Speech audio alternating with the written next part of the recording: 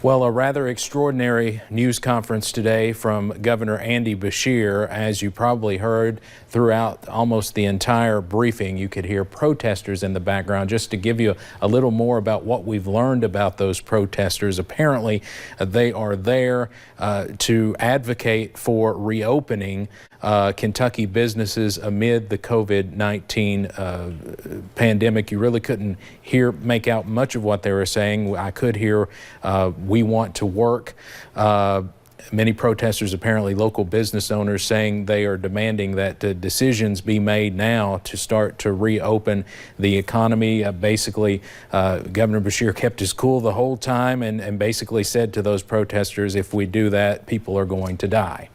Now, the governor also says Kentucky is still in the surge of COVID-19 cases. Today, the governor announced 88 new cases, and he said there's some sort of new testing system that there's probably actually more than that, but they're working on with some new system. So we'll see how that affects the numbers tomorrow. But in any case, 88 new cases reported tonight.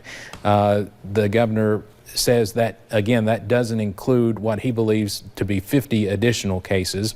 The governor also announced 7 new deaths from the virus in Kentucky. At least 122 people have now died from COVID-19 in Kentucky, but he also announced 862 people have recovered.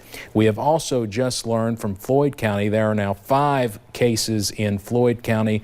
That's 2 additional cases from what we reported just yesterday. We'll have much more on the COVID-19 outbreak in a moment, but we want to get to some breaking news now out of Prestonsburg. A bridge is now closed off Kentucky 114 near Archer Park on 2555 or Main Street going into West Prestonsburg. WYMT's Emily Bennett joins us now live, and she's learned what led officials to close that bridge this afternoon. Emily?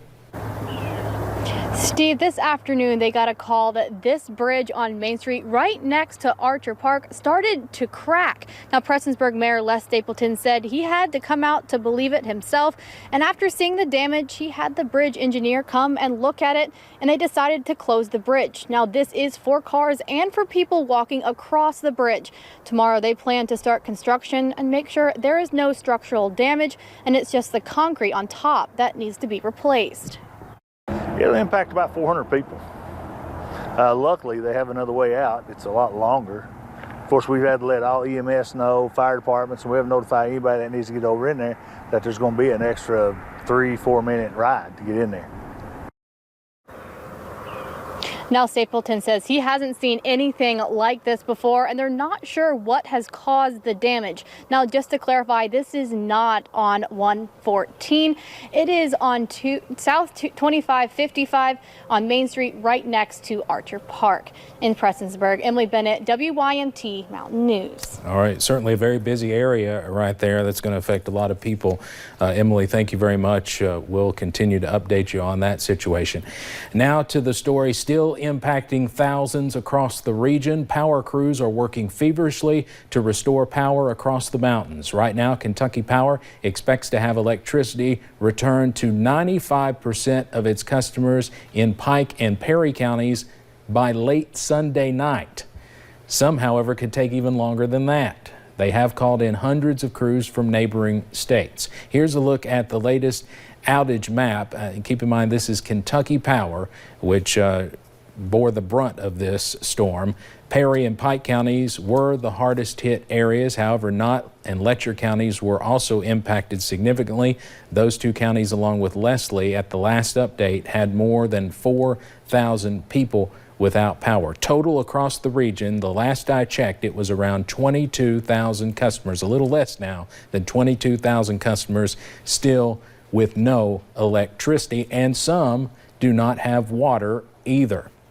In Leslie County, this is downtown Hyden around noon today. Already quiet from a pandemic. It's even more still as the area is without power. Just outside of Hyden, headed towards the Wootton community, almost anywhere you look, you see trees snapped, lights out, and damage of some sort. WYMT's Connor James was out in that area today and shows us some of the damage. Just devastated. The sound of electric company trucks driving by is welcome. This little community is Pound Mill, halfway between Hyden and Wooten. Never seen nothing like it. Nothing like it. Dozens of trees uprooted, snapped in half, and tossed around lie across Jason Gibson's cousin's yard. There was trees in the road everywhere. Just it was devastated in areas, you know. This home is without power. A portion of their house it destroyed, you know. And a full roof. Thankfully, they weren't home when this happened. God was looking out for some people, you know, to be this much damage and not have somebody get killed. Jason grew up in Leslie County. He doesn't live there anymore, but Tuesday he brought what heaters and generators he had to help whoever needed them. Just trying to do our part, but there's a lot of people in this county that don't have that and need help. As crews work, some may not have power until Sunday. Just Mother Nature's unpredictable, and it just, you know, you can see they got a long road ahead of them to get this property back to where it was. For Jason, the sheer intensity of the storm still is baffling to him. On TV, you see, you know, things in Georgia and Alabama and stuff, but not in Kentucky, not here. I've never seen nothing like this. As the cleanup and the rebuilding continues. In Leslie County, Connor James, WYMT Mountain News. As crews continue to work to restore power to thousands of eastern Kentuckians, others are pitching in, trying to do their part to help. Local officials help pass out meals to crew members, trying to provide them with a good lunch, with many restaurants closed. Greg Sparkman with Kentucky Power says they still have a big task on their hands. Every one of us, I mean, we've been shoveling ditches, we've been trying to clean roads, we've been cutting trees, we've been hauling off brush, and just trying to do what we can, and the community's really got together all across. That was Tony Eversole, Assistant City Manager here in Hazard. Greg Sparkman with the power company says they have come across nearly 100 broken poles so far, but they are receiving excellent support from others to help get the job done.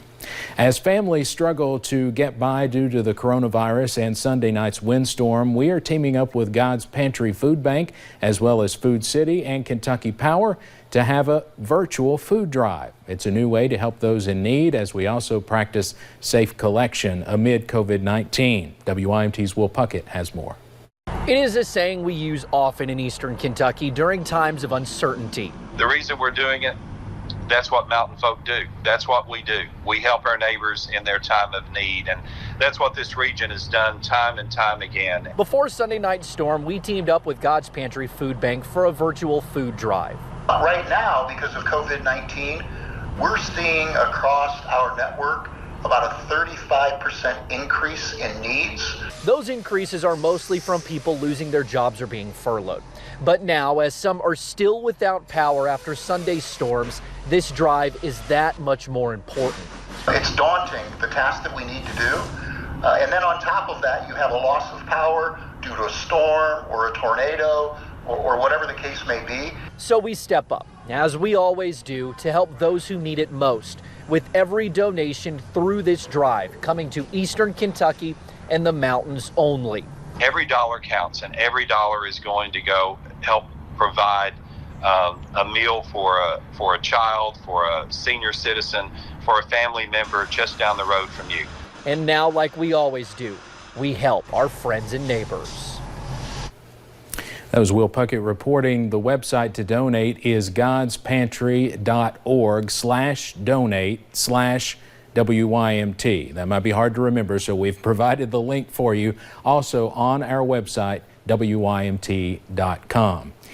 With so many of you struggling not only from this pandemic but also from the recent windstorm, one organization is helping out across the mountains. Save the Children aims to provide the essentials for those in need and keep food from expiring until the power comes back on. They sent water, ice, games, and other essentials to East Perry Elementary, where families could stop by and get what they needed today.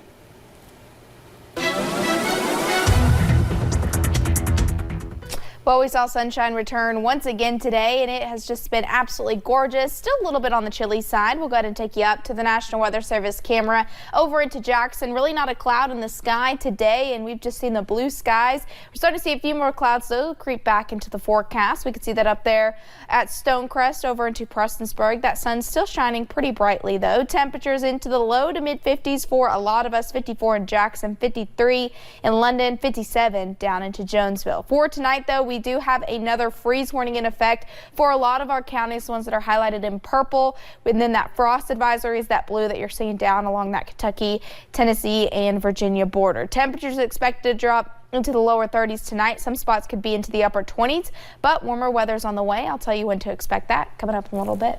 All right, thank you, Paige. The Elk Lodge in Corbin is using a $2,000 grant to help restaurants downtown whose business has slowed down significantly. WYMT's Hannah Reynolds went to Corbin to see how the meals bought with that money is helping more than just those making them. Our whole goal for the city at the moment is to make sure everyone can survive. We've had to lay off a lot of people, which I hate. We're all suffering as a whole, the community, everything, so anything helps. That's the stories inside these walls of downtown Corbin. We've got a vibrant downtown. It's really bothering us that some of these restaurants may not be open when this is over. Every year, Elk Lodges around the country apply for the $2,000 gratitude grant. Normally we use this for foster kids, and we take them on an outing and feed them and that sort of thing. But of course we can't do that this year. But this year, it's keeping stoves hot for restaurants. They've just decided to stagger us. I think we're doing one person per week, just because I think that's where they get their most traffic over at the ministry. That ministry, White Flag, whose sole purpose is feeding people in Corbin that may not know where that next meal could come from. Unloading boxes of food looked like an ordinary Wednesday for passers-by, but the ministry, for them, it's a big appreciation. I mean, when you put a lot into the community gives back. Everything is helpful. Making sure everyone is taken care of, one box at a time. In Corbin, Hannah Reynolds, WYMT Mountain News. Those restaurants will continue bringing meals every Wednesday for 6 more weeks. Today is the final day of the 2020 legislative session, and on the final day, lawmakers work to override vetoes issued by Governor Beshear. That includes the governor's line item vetoes on the one-year spending plan. The governor vetoed parts that would limit his ability to respond to the COVID-19 pandemic. The Republican majority voted to override the governor's veto. Several Republican senators were also critical of some of the governor's actions to handle the pandemic. The governor cites that this language severely undercuts his flexibility, particularly at a time when states need to react to federal funds that may come into the state due to the coronavirus issue. However, the governor's rules don't appear to apply to EMW Clinic. They continue to perform elective medical procedures in Kentucky at the abortion clinics on a daily basis. In fact, they've been seeing between 18 and 22 women every day. Lawmakers also considered a bill that could provide relief to non-essential businesses. And it'll remain dry as we head into the next few days, but we could see some soggy weather return by Friday into your Saturday. Maybe some rain chances heading into the weekend. I'll have those details coming up in a little bit. But first, in the midst of this pandemic, colleges begin to explore what the fall semester might look like for students.